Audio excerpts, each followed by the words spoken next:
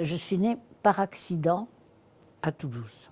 C'est-à-dire, je crois que j'étais difficile à naître. Ma mère avait déjà perdu un garçon, alors elle voulait avoir ce troisième enfant, puisque j'avais déjà un frère aîné.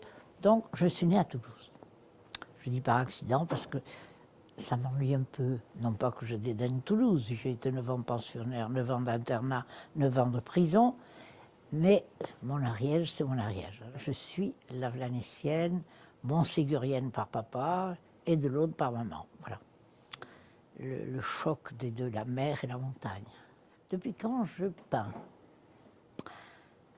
J'ai commencé à l'âge de 5 ans. Il y a donc 86 ans que je peins.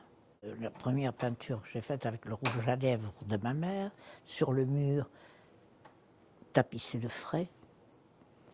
J'ai fait le portrait de mon père et de ma mère en pied, c'est-à-dire que je suis montée sur les barreaux du lit, j'avais donc à peine 5 ans. Je me suis cassé la figure, bien sûr, j'ai cassé le rouge à lèvres que j'ai écrasé sur le mur. Quelque chose de très amusant, c'est que ma mère attendait mon père pour lui dire « Regarde ce qu'a fait ta fille », parce que dans ces cas-là, j'étais la fille de mon père, et non pas sa fille. « Regarde ce qu'a fait ta fille ». Et alors mon père est arrivé, a vu le rouge à lèvres écrasé, mais j'avais quand même, paraît-il, fait quelque chose d'un peu ressemblant. Et papa a dit « Mais tu sais, ce n'est pas si mal ». Ce n'est pas du tout la phrase que ma mère attendait. Et là, je me suis dit « Tiens, voilà le représentant de Dieu lui-même, c'est mon père ». Et alors depuis, je peins, je n'arrête pas, je ne peux pas arrêter, c'est pas possible. Votre rapport à l'Ariège, il est fort. Pourquoi il est aussi fort en fait? Parce que j'en ai été privé. Parce que j'en ai été privé. C'est là que je vous dis, j'ai été privé pendant 2 ans de dessiner. On arrivait même à faire les couvertures de livres, parce qu'il m'arrivait de dessiner sur le papier qui avait recouvert le livre.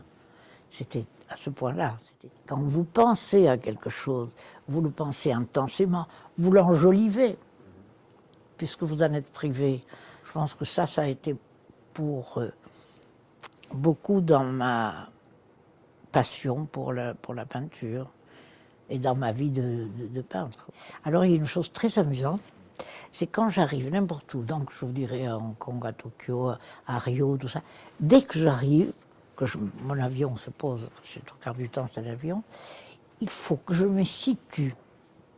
D'abord que je me situe au point de vue des points cardinaux, nord, sud, est, ouest, etc. Et ensuite, immédiatement, que je situe Lavelanet par rapport à ça. Quand vous arrivez de Mirepoix, et avant le karting, avant qu'il y ait double voie, le seul endroit où on peut doubler tranquillement, là, il y a un tournant qui précède cet endroit-là, et là, vous apercevez les montagnes, ça. Alors pour moi, ça, c'est la terre promise.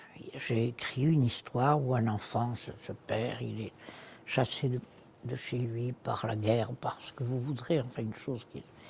Et il recherche une sorte de terre promise. Que l'Ariège est bourré de trésors. On a des arbres magnifiques, on a un air extraordinaire, on a plein de choses comme ça. Et alors quand c'est très triste tout ce qui arrive, mais il ne faut pas se désespérer. Où est ton trésor? Il y en a des trésors. Je suis trop vieille, c'est vrai, parce que je voudrais tellement faire quelque chose pour l'Ariège, que ce soit des jouets de bois, que ce soit n'importe quoi, des choses. Et elle est chargée de... Vraiment, c'est un trésor. Alors je voudrais qu'on le sache, qu'on le dise, qu'on ne désespère plus.